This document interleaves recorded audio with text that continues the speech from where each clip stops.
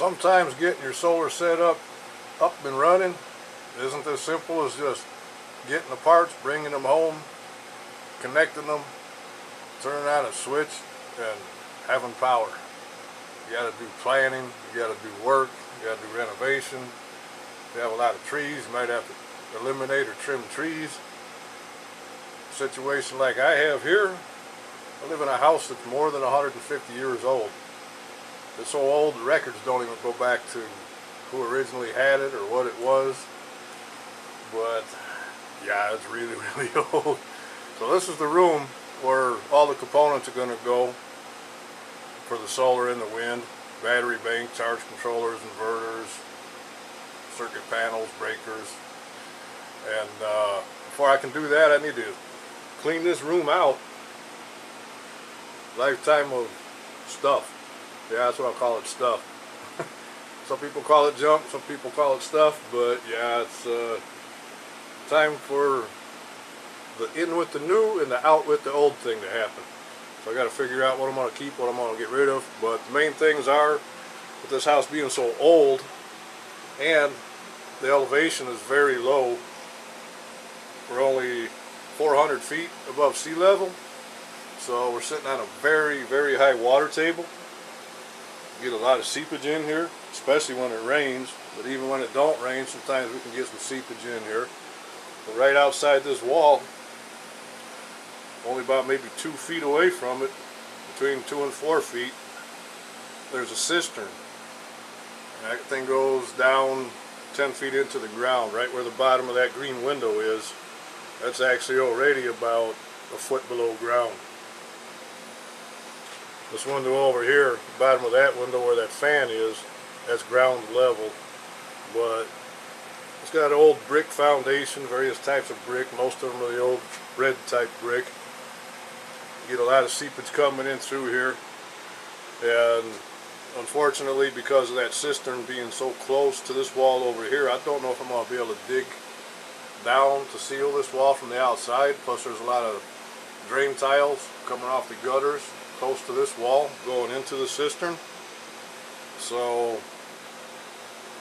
first part of this project in this room is to clean everything out of here, figure out what I need and what I don't need, and get rid of what I don't need, and then start cleaning up all these walls, strip all the loose stuff off, get rid of any mold that might be starting to form on it. I'm not seeing any, but there's probably some in here. I'm going to have to seal it from the inside. Any place where there's holes and cracks in the walls or in the floors, I'm going to have to use hydraulic cement. And then on the floor, I'm probably going to paint that with dry lock, water pressurized, waterproof paint. And then on the walls, I'm going to use, I think the brand is called Zeisler or Zeisler or Zeezer or something like that. But that's a, it's got 20 psi, 20 pounds per square inch pressure paint, and it's also mold and mildew resistant. Get it looking good in here, get rid of all this dampness and moisture.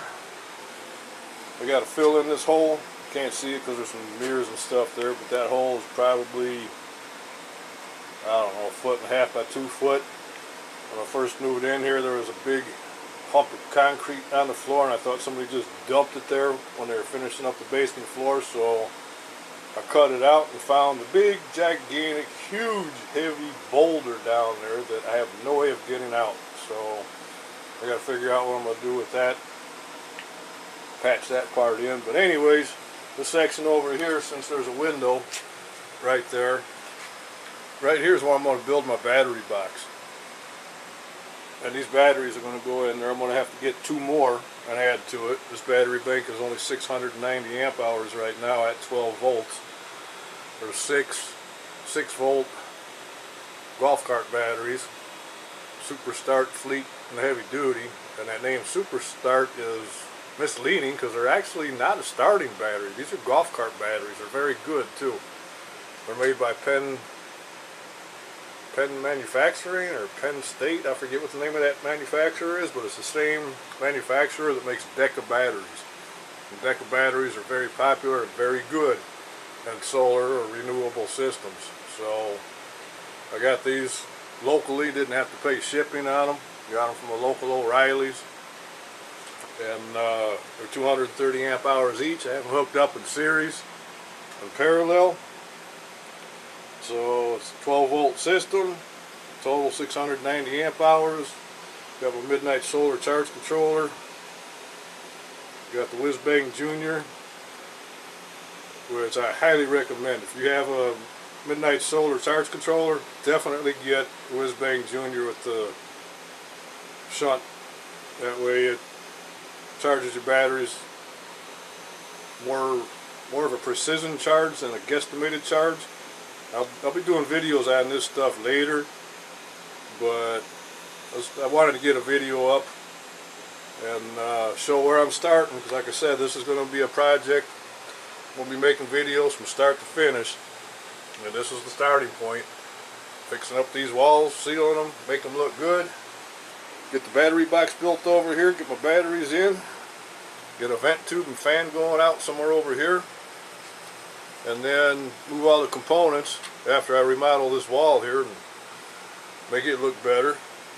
Put all the charge controllers, for the charge controller, for right now I only have one, eventually I'll have more, but this is the wall where everything's going to go. It's an interior wall, so there'll be less dampness there. It'll be warmer during the winter, and just about a foot away from this wall up here, I can access directly into a wall to run the electrical wires up through the house and into the rooms that I'll be powering with this system. So I can't think of anything else for now, but yep, this is what I'm starting with in the basement here. This is the before. Hopefully it doesn't take long, and we can get the after video up here and it'll look a lot better. Oh, the other reason I chose this part of the basement too, through that door there, that's where the furnace, well pump, sump pump, washer and dryer. Yeah, I don't want to have all this electrical stuff in that area. It'd be nice to have it in the same room as the furnace during the winter, but you know, if that any of those water pipes over there spring a leak for whatever reason, and I'm not home, even if I am home, but especially if I'm not home, yeah, that could be catastrophic. Don't want to burn down this old ancient house. I gotta live in it. So, still got more storms coming in tomorrow, and then we're going to have 5 days in a row of sun, and that'll be the first since I've got the 6 panels that I currently have. Once I finally got all 6 of these panels, I think I had one complete sunny day, and then other than that, there's been a few hit and miss here and there, partly sunny, partly cloudy days. No 2 days in a row of sun, lots of days in a row of rain and cloud, but with this 5 days of sun coming up, I'm going to put a test on this, put a load on it to test it out, and do another video on that. Alright, this one's getting a little bit long and probably a little bit boring, so I'm going to cut this video off, and y'all have a good one.